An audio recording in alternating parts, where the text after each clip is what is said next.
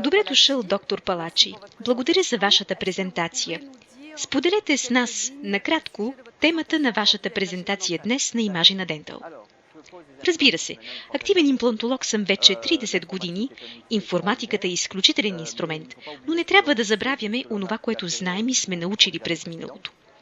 Темата на моята лекция беше основно моята практика и упростяването на лечението, което съм разработил, и как с годините успях да съчетая онова, което съм придобил като опит и знания с информатиката.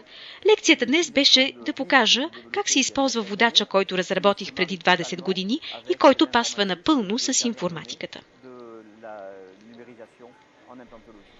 Бихте ли ни казали какво ви е мнението за Imagina Dental и какви са вашите впечатления? Първо, относно Imagina, искам да кажа, че за мен е гордост и чест, че бях поканен да участвам. Това е един престижен конгрес, който се развива в значителни мащаби и това от година на година.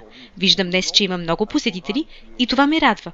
Програмата е прекрасна, мястото престижно, а организацията е безупречна, така че няма какво повече да добавя, всичко е перфектно. Благодарим ви! И до нови срещи до година! До нови срещи!